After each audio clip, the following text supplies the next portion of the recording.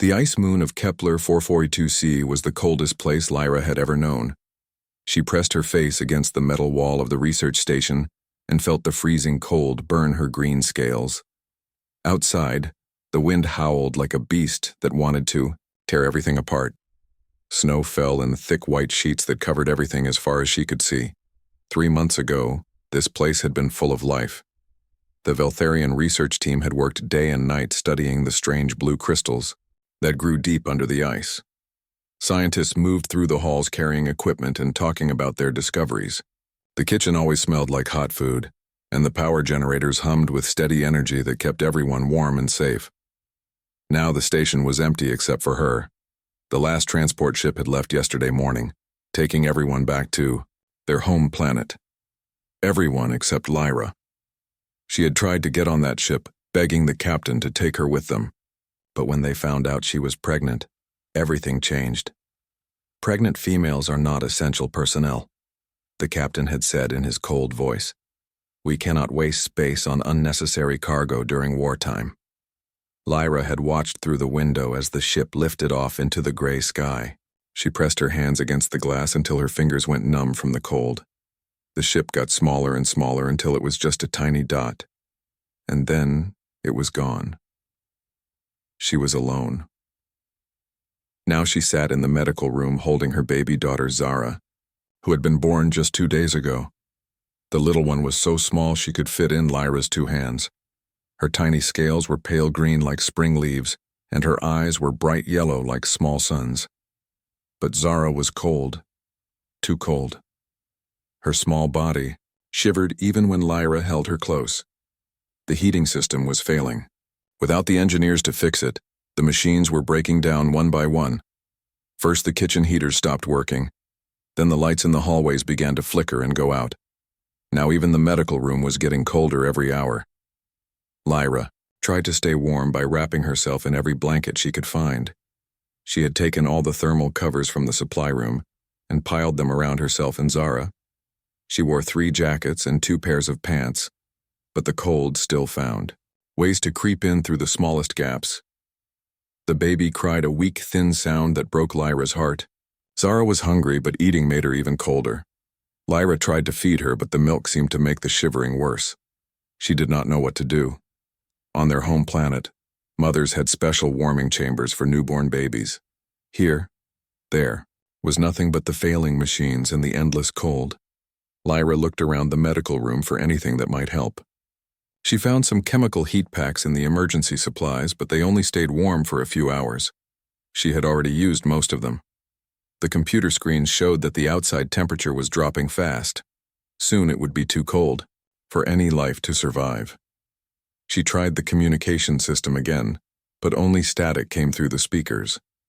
The big communication dish on the roof had been damaged in the last ice storm. Even if it worked, who would answer? The war had started, and everyone was focused on fighting. No one would come to rescue 2 Veltharians on a forgotten ice moon. Lyra thought about her family back home. Her mother and father lived in a warm city where it never snowed. They had a small house with a garden where bright flowers grew all year. She wondered if they knew what had happened to her. Would they ever know about their granddaughter who would never see the warm sun of their world? The power flickered again, and for a moment the room went completely dark. When the emergency lights came back on, they were dimmer than before. Lyra knew the generators were running out of fuel. Soon there would be no power at all, and then the cold would take them quickly. She unwrapped the family cloth from around her shoulders. It was old and soft, made by her grandmother's grandmother many years ago. The purple fabric had golden threads that formed the pattern of their family tree. Every important woman in her family had held this cloth when their children were born. Now Lyra would be the last. She wrapped the precious cloth around baby Zara, adding it to all the other layers. The little one had stopped crying. Her breathing was slow and shallow, and her small hands felt like ice. Lyra knew this was not a good sign. The cold was winning. "I am sorry, little star," Lyra whispered to her daughter. "I wanted to show you so many things. I wanted you to see the flower gardens and taste sweet fruit and feel the warm rain on your face. I wanted you to meet your grandparents and learn the old songs." She held Zara against her chest and felt her own heartbeat getting slower. The cold was making her sleepy. She knew that falling asleep now would mean never waking up, but she was so very tired. Her body had used all its strength to give birth, and then to fight the cold for 2 days. The wind outside grew louder, shaking the walls of the station. Ice was probably forming on the outside of the building, sealing them in like a tomb. In the old stories, warriors who died in battle were buried in ice to keep their bodies safe until the end of time. Maybe that would happen to them too. Lyra closed her eyes and tried to remember warm things. She thought about sitting by the fire in her childhood home, listening to her mother tell stories. She remembered the taste of hot soup on cold days and the feeling of warm sand between her toes. At the beach, she thought about the moment when she first felt Zara move inside her, like a small fish swimming in warm water. The last thing she remembered was the sound of her own heartbeat mixing with Zara's tiny heart. Both sounds were getting quieter and slower, like music that was fading away. She pulled the blankets closer around them both and let the sleepy feeling take over. The research station grew quiet except for the wind. The emergency lights dimmed to almost nothing. Snow continued to fall outside, covering the building in a thick white blanket. Inside, mother and child lay still and silent, wrapped in all the warmth they could gather, waiting for whatever would come next. Time passed in the darkness. Hours went by like years, and years went by like seconds. The cold pressed against the walls, trying to get in. The wind sang its lonely song across the empty ice fields. And in the medical room, 2 small hearts beat slower and slower, holding on to life by the thinnest thread possible. If anyone had been watching from far away, they would have seen just another abandoned building on a frozen moon, where nothing important ever happened. They would not have known about the mother and child inside, fighting their last battle against the cold and darkness. They would not have known about the love that kept them together, even as everything else fell apart. But sometimes, in the biggest and coldest universe, small miracles can happen in the most unexpected ways. Warmth touched Lyra's face like a gentle hand. At first, she thought she was dreaming about her childhood home, where the sun always shone through big windows. But this warmth felt different. It was not the heat from machines, or the light from their home star. This warmth seemed to come from something alive. Her eyes opened slowly. Everything was blurry at first, like looking through water. She blinked several times and tried to remember where she was. The medical room, the ice moon, baby Zara. Her heart jumped with fear, and she looked down quickly to find her daughter. Zara was still in her arms, wrapped in more blankets than before. But these were not the same blankets Lyra remembered. These were thicker and softer, and they seemed to hold heat like small ovens. The baby's face had more color now, and her breathing sounded stronger. Lyra tried to sit up, but her body felt weak and shaky. How long had she been asleep? And where was this warmth coming from? She looked around the room and saw something that made her freeze with surprise. A strange being sat near them, watching with bright blue eyes. He was tall and had smooth pink skin instead of scales. His hair was brown like tree bark, and it grew on top of his head in thick waves. Most amazing of all, she could feel heat coming from his body like he was a walking furnace. "Easy there," the strange being said. His words were in galactic standard, but his voice sounded different from any species she knew. "You are safe now. Both of you are safe." Lyra pulled Zara closer to her chest and tried to move away from the stranger. Her survival training told her to be careful of unknown life forms. But she was too weak to move far, and the warmth coming from this being felt so good that her body did not want to leave it. "Who are you?" she asked. Her voice came out as a whisper because her throat was dry and sore. "My name is Jake Murphy," the being said. He moved slowly, like he did not want to scare her. "I am human. I found you and your baby almost frozen. I have been trying to warm you up for about 6 hours now." Human. Lyra had heard stories about this species, but she had never seen one before. They were new to the galaxy, and most people said they were strange because they always helped others even when it did not benefit them. Looking at this Jake Murphy, she could see why people thought they were unusual. He was bigger than a Veltharian. with long arms and legs.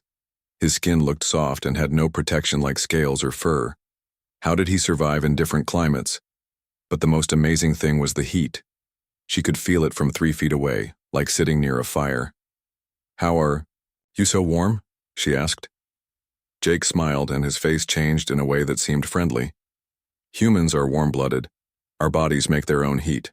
We have to eat food to keep the fire burning inside us, but we can stay warm even in very cold places." He reached into a bag beside him and pulled out a small device. "This is a heater from my ship. I have been using it along with my body heat to bring your temperature back to normal. You were both very close to freezing to death when I found you." Lyra stared at him. "You used your own body heat to warm us?" "Of course," Jake said, like this was the most normal thing in the world. "That is the fastest way to warm someone who is freezing. I held you and the baby against me for the first few hours to get your core temperature up." This made no sense to Lyra. In Veltharian culture, people only shared body heat with family members or mates. Strangers were competitors for resources. Why would this human risk his own energy to save 2 aliens he had never met? "Why?" she asked. Jake looked confused by the question. "Why what? Why did you help us? What do you want from us?" Now Jake looked even more confused. He rubbed his forehead with his hand and seemed to think about her question for a long time. "I do not want anything from you," he said finally. "I heard a weak emergency signal coming from the station. When I got here, I found you both almost dead from the cold, so I helped you. That is what anyone would do." "No," Lyra said. "That is not what anyone would do. Most beings would take what they wanted from this station and leave. They would not waste time and energy on dying strangers." Jake was quiet for a moment, then he said, "Well, that is what humans do. We have a saying, 'No one gets left behind.' It means we do not abandon people who need help, even if we do not know them." He stood up and walked to a small cooking device he had set up in the corner. "You need to eat something warm, and the baby needs you to be strong so you can feed her." Lyra watched him prepare food. His movements were careful and practiced, like he had done this many times before. The smell that came from the cooking device was strange but good. Her stomach made hungry noises, reminding her that she had not eaten in almost 2 days. "What is your name?" Jake asked as he stirred something in a small pot. "Lyra. And this is Zara, my daughter." "Hello, Zara," Jake said softly to the baby. "You are very brave, little one. You survived something that would be hard for full-grown adults." Zara made small noises and moved her tiny arms. She seemed to respond to Jake's voice, turning her head toward the sound. This surprised Lyra because Veltharian babies usually only reacted to their own species. Jake brought her a cup of warm liquid that smelled like flowers and spices. "This is tea from my home planet. It will help warm you from the inside." Lyra took a small sip and felt the warmth spread through her chest and stomach. It tasted sweet and rich, nothing like the bitter drinks they made on her world. She took another sip, then another, feeling strength return to her body with each swallow. "How did you find us?" she asked. "I am a salvage operator," Jake explained. "I travel around looking for abandoned ships and stations to see if there is anything valuable that people left behind. This station was supposed to be completely empty, but I picked up a very weak emergency beacon. Most people would have ignored such a small signal, but humans are curious about things like that." He sat down again and continued talking. "When I got inside, I found that the power was almost gone and the heating system was broken. I started checking the rooms to see what equipment I could salvage, and that is when I found you both in the medical bay. You were wrapped in blankets but still freezing cold. You could have just taken what you wanted and left," Lyra said. "No, I could not do that," Jake said firmly. "You needed help. The baby needed help. Everything else could wait." Lyra looked at this strange human who had saved their lives. In her world, such kindness between strangers was almost unknown. People helped their own families and maybe their close friends, but not random aliens from different species. "Where are we going now?" she asked. "To the nearest human colony," Jake said. "It is called New Haven, and it is about 2 weeks' travel from here. They have good medical facilities and people who can help you figure out what to do next. What if I cannot pay for the trip? Jake looked at her with those bright blue eyes. Lyra, you do not owe me anything. I am not doing this for money or trade goods. I am doing this because it is the right thing to do. The right thing to do. Lyra had never heard someone talk like this before. In her experience, people always wanted something in return for their help. There was always a debt to be paid or a favor to be returned. But as she watched Jake clean up the cooking equipment and check on the heating devices, she began to believe that maybe humans really were different. Maybe they really did help others, just because they could. Outside, the wind still howled across the ice moon.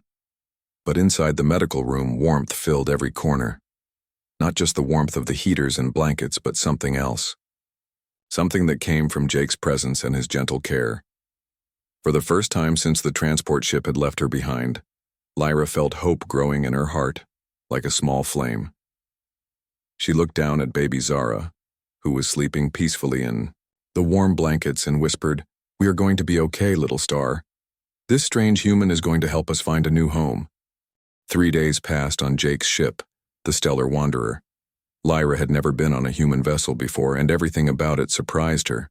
The ship was not very big, but it felt warm and comfortable like a home. The walls were painted in soft colors, and Jake had put pictures of beautiful places on them. Some showed green fields with blue skies, others showed vast oceans with white waves. "Those are from Earth, my home planet," Jake explained when he saw her looking at the pictures.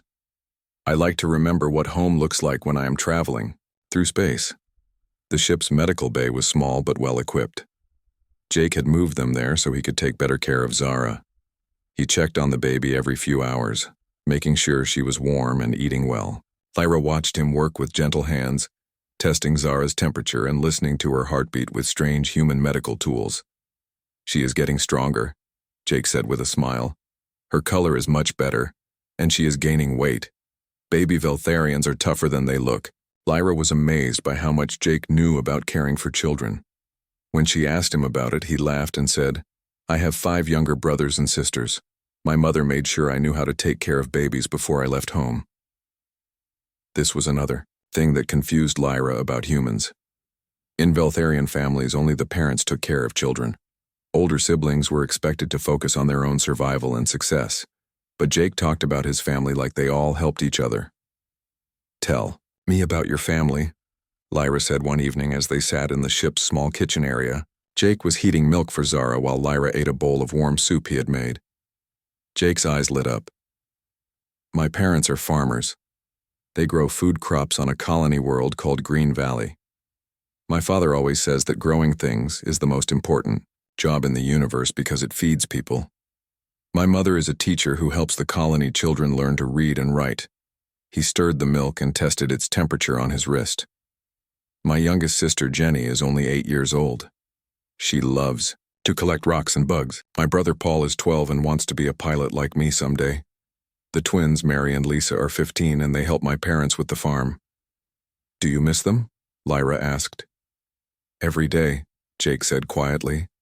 "But they understand why I travel. Someone has to help people who get lost or stuck in space. And I send them messages and pictures from all the places I visit." Lyra thought about her own family back on the Veltharian homeworld. Her parents were important people in the government. They had always told her that success meant being better than others, stronger than others, richer than others. The idea of helping strangers would seem like weakness to them. "Jake," she said slowly, "do all humans think like you do?" "What do you mean? Do they all help strangers? Do they all care about people they do not know?" Jake thought about this while he prepared Zara's bottle. "Well, humans are all different. Some are kinder than others, some are braver than others. But yes, most humans believe in helping others when they can. We learn it from our parents, and they learned it from their parents." He sat down and carefully fed Zara, who drank the warm milk eagerly. "There is an old human story about a man who was traveling and got attacked by robbers. They hurt him and left him on the road to die. Many people walked by and saw him, but they did not stop to help.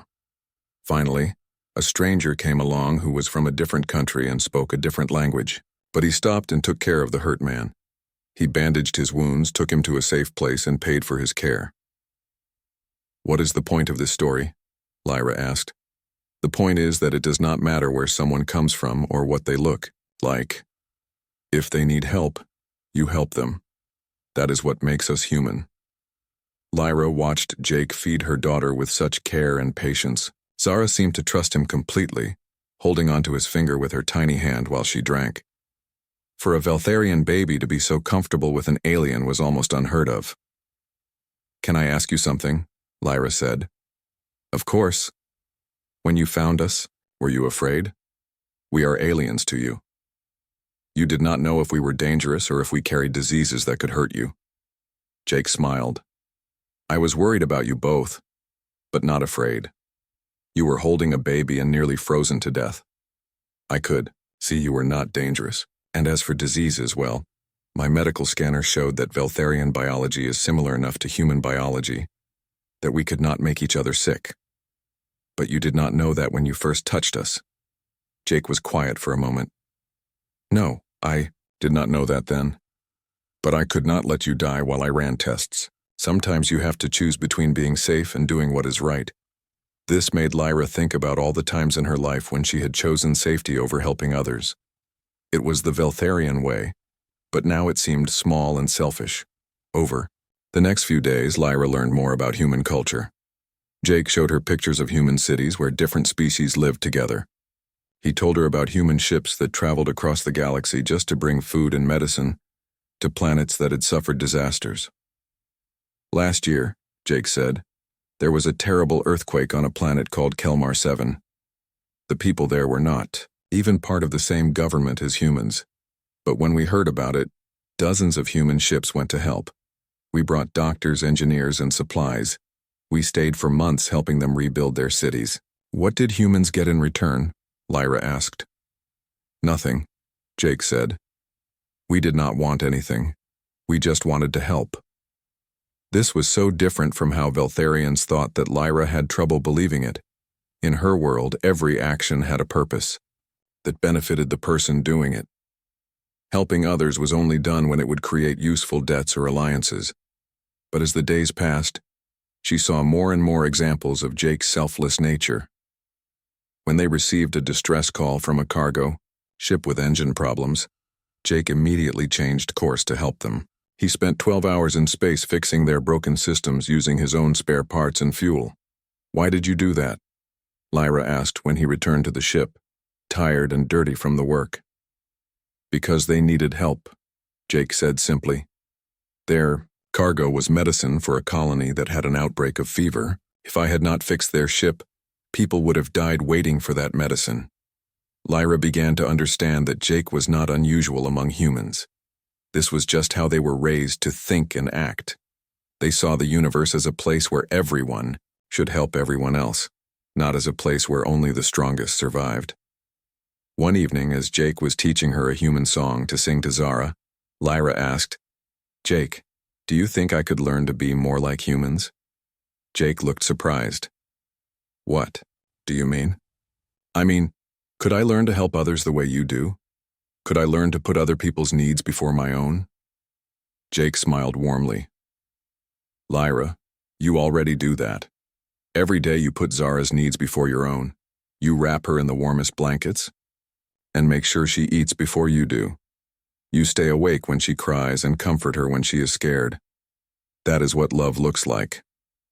But that is different. She is my daughter." "Love always starts with the people closest to us," Jake said. "But it can grow bigger.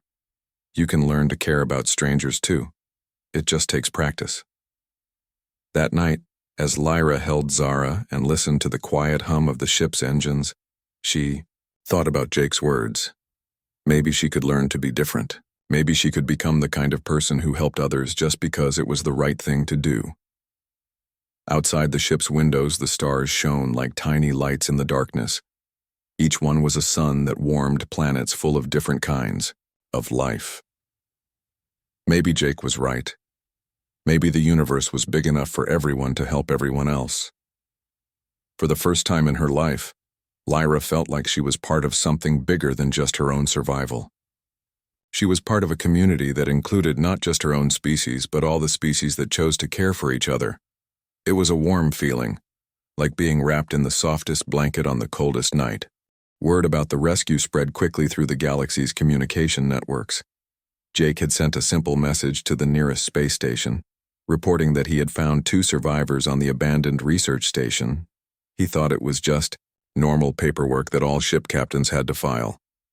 But the story of a human saving 2 Veltharians caught people's attention in ways he never expected.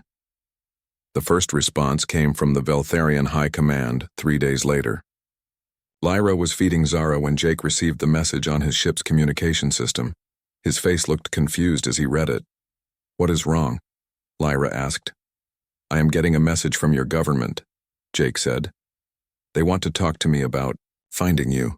Lyra felt her stomach tighten with worry. "What do they want?" Jake activated the communication screen, and the stern face of Commander Vex appeared. Lyra recognized him immediately. He was one of the high officials who had ordered the evacuation of the research station. "Human vessel Stellar Wanderer, Commander," Vex said in his cold voice. "This is Veltharian Command.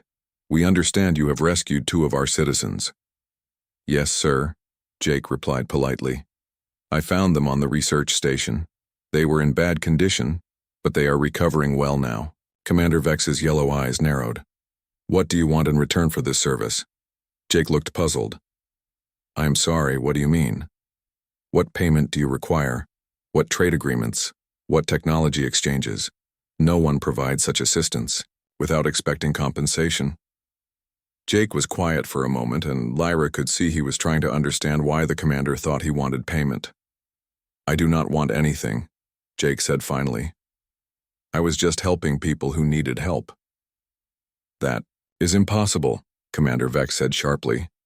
"Every action has a purpose. What is your real motivation for this rescue?" "My motivation is that they were dying and I could save them," Jake said. His voice stayed calm, but Lyra could tell he was getting frustrated. "I do not want payment or trade deals. I just want to make sure they get to safety." Commander Vex stared at Jake for a long time through the screen. "This makes no sense. Humans must have some weakness we can exploit if they waste resources on strangers." "With respect, sir," Jake said, "helping others is not a weakness. It is what makes life worth living." The conversation ended with Commander Vex looking more confused than when it started. After the screen went dark, Jake shook his head and muttered, "I will never understand politicians." But the story did not stop there. Over the next few days, more messages came in from different species across the galaxy. The Krillian Empire sent a formal inquiry asking about human rescue techniques. They wanted to know if helping others was part of some larger military strategy. The Nexus Collective, a species known for their focus on efficiency, sent researchers to study human behavior. They could not understand why humans would use time and energy to help strangers when those resources could be used for personal advancement. "It does not make mathematical sense," their lead scientist explained in a recorded message. "The energy cost of rescue operations provides no measurable benefit to the rescuer, yet humans continue this behavior pattern across all documented cases." Jake listened to these messages with growing amazement. "I had no idea that helping people was so unusual," he told Lyra. "On human worlds, this happens every day. We have whole organizations dedicated to helping strangers." But the most interesting response came from other Veltharians. Lyra had sent a message to her cousin Nina, telling her about the rescue and about Jake's kindness.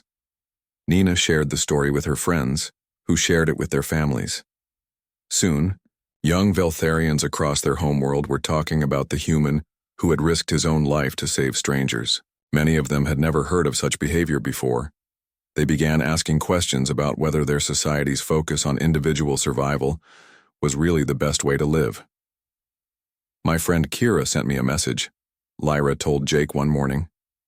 "She said her daughter asked her why Veltharians do not help each other the way humans do." Kira did not know how to answer. Jake was teaching Zara to hold a small toy that made soft musical sounds when she squeezed it. The baby seemed fascinated by the gentle music and the bright colors. "What did you tell your friend?" Jake asked. I told her that I am learning new ways to think about life. I told her that maybe caring for others makes us stronger, not weaker. This idea was spreading among younger Veltharians, but it made the older generation uncomfortable. Lyra received an angry message from her father, demanding to know why she was spreading dangerous human ideas among their people. These concepts will weaken our society, her father wrote. Individual strength and competition have made Veltharians successful. We cannot allow alien philosophies to corrupt our values. Lyra felt sad reading her father's words, but she was not surprised by them. The older Veltharians had built their lives around the idea that helping others was foolish. Changing their minds would not be easy. Meanwhile, Jake continued to act like himself, not knowing that his simple kindness was causing discussions across multiple star systems. When they encountered a small transport ship with a broken air recycling system, Jake immediately offered to help fix it. The ship carried a family of traders from a species called the Zephyrians. Why are you helping us? The Zephyrian captain asked suspiciously. We have nothing valuable to trade. You have something very valuable, Jake replied as he worked on their broken equipment. You have lives that matter. That is enough reason to help.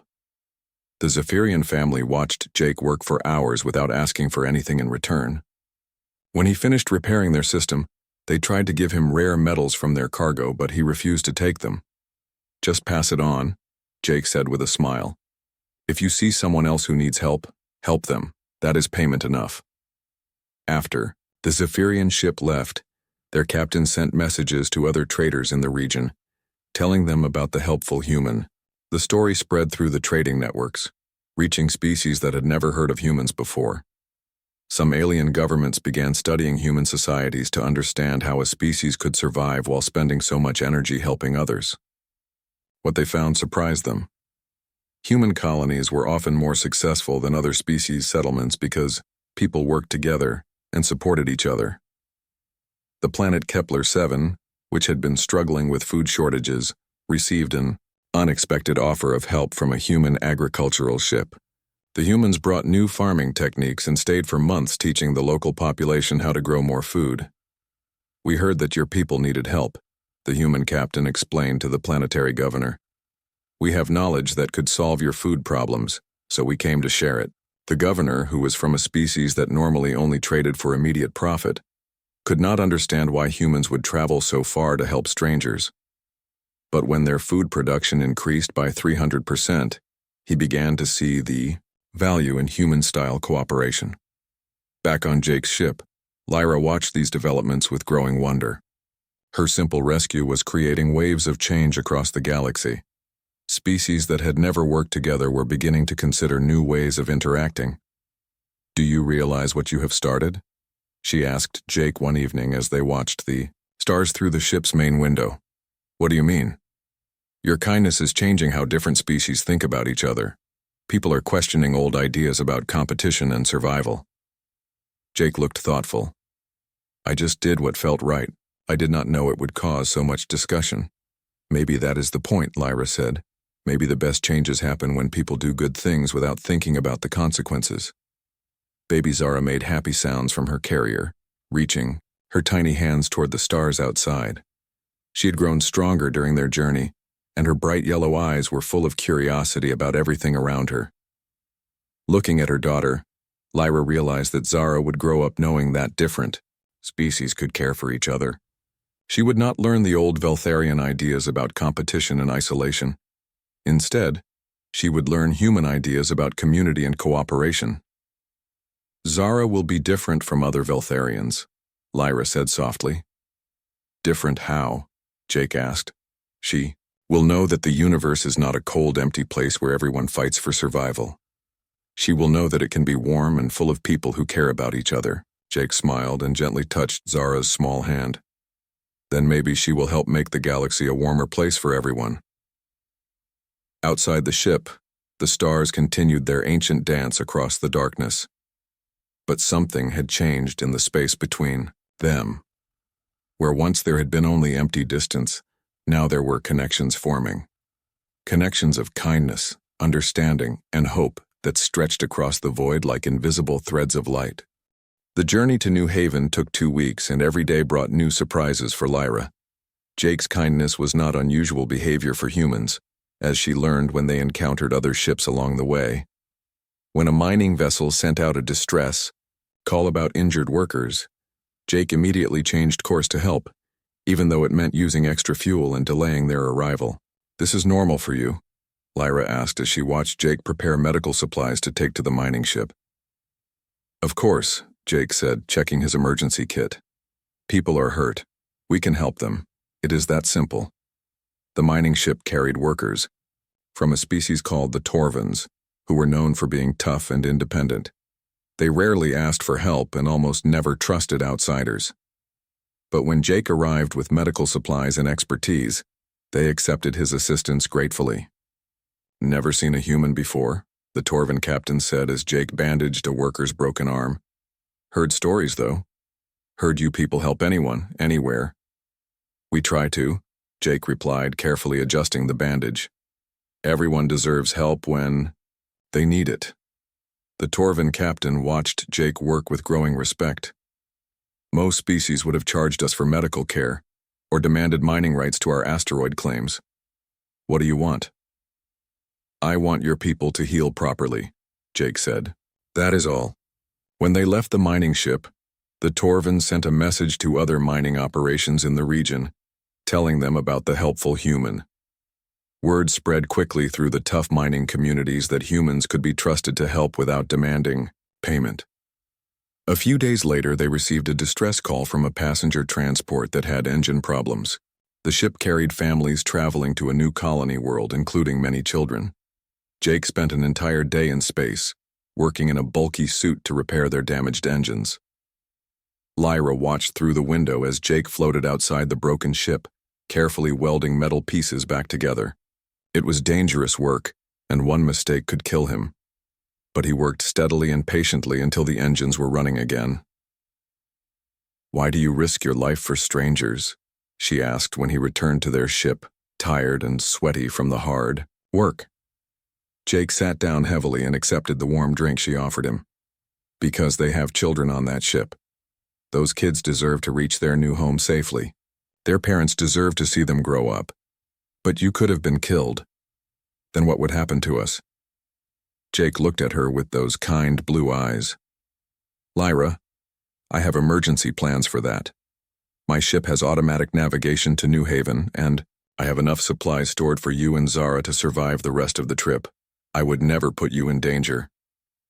This amazed Lyra even more.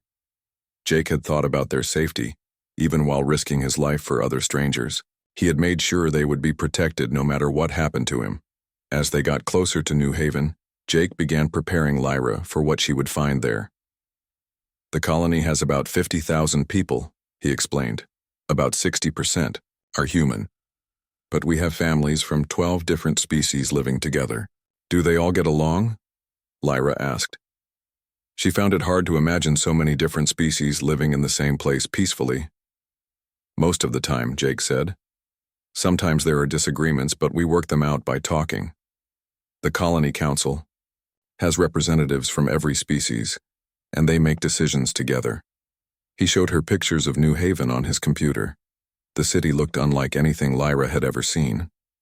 Buildings designed for different species stood side by side. Parks had playgrounds built for children of various sizes and needs. Markets sold food and goods from dozens of different worlds. "How do humans convince other species to live this way?" Lyra asked. "We do not convince them," Jake said. "We just show them that it works. When people see that cooperation makes life better for everyone, they usually want to be part of it." On their last day of travel, baby Zara reached an important milestone.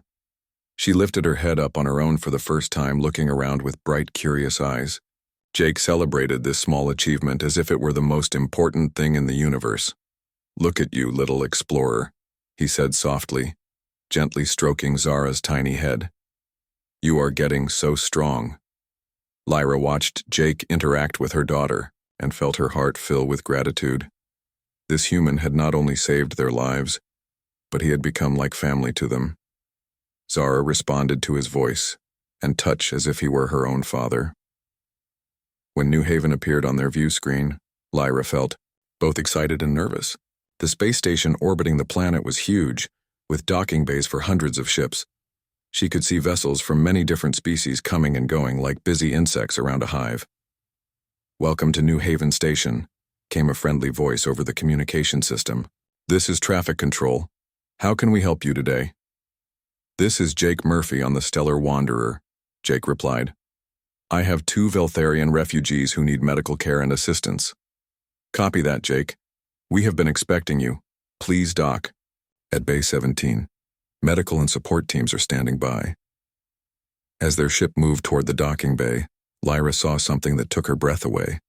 Through the station windows, she could see humans, Veltharians, Torvans, Krillians, and many other species working together. They moved through the corridors side by side, talking and laughing together like old friends. When they docked, the first person to greet them was Dr. Helen Ross, a human woman with gray hair and kind eyes. Behind her stood a small team that included a Veltharian doctor named Kess. "Welcome to New Haven," Dr. Ross said warmly. "We are so glad you made it safely." Dr. Kess stepped forward and spoke to Lyra in their native language. "Sister, we heard about your ordeal. You are safe now, and we will take good care of you and your little one." Lyra had not heard her own language spoken by someone other than herself in weeks. Tears came to her eyes as she realized she was truly safe. The medical team took excellent care of both mother and child. Dr. Ross examined Zara thoroughly and declared her to be healthy and developing normally. Jake did an excellent job caring. "For you both," she told Lyra. "This little one is thriving." Commander Pete Williams, the colony administrator, met with Lyra the next day to discuss her future. He was a tall human with a calm manner and a genuine smile. "You and Zara are welcome to stay here as long as you need," he said. "We have housing available, and our cultural exchange program could use someone with your background and experience." "What would I do in this program?" Lyra asked. "Help other refugees learn about human culture and help humans understand other species better. Your experience with Jake has given you a unique perspective on how different species can work together." Lyra thought about this offer.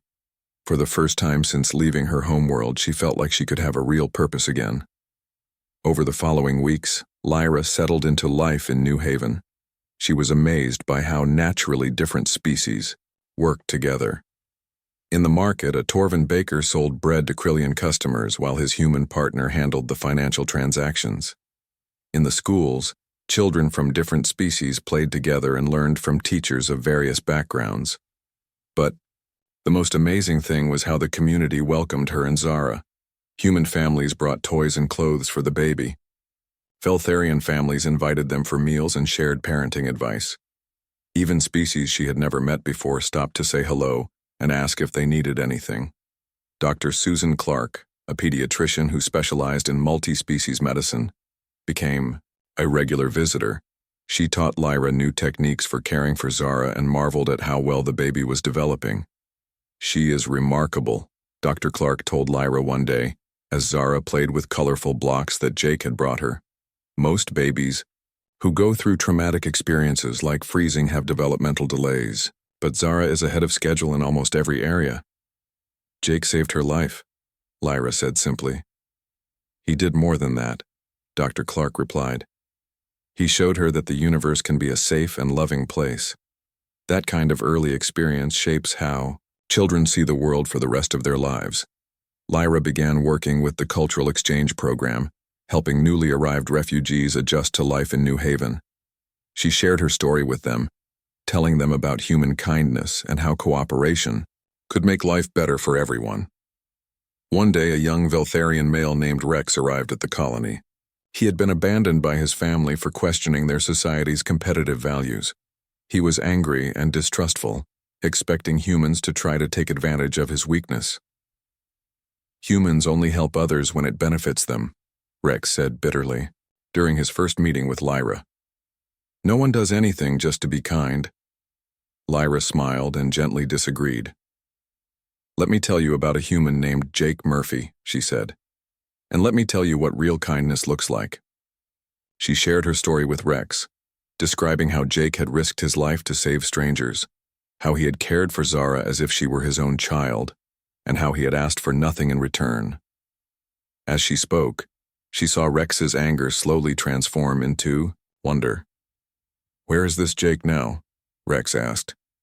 "Still traveling through space helping other people who need assistance," Lyra said. "That is what he does." Rex stayed in New Haven and eventually became one of the colony's most effective counselors, helping other refugees overcome their fear and distrust.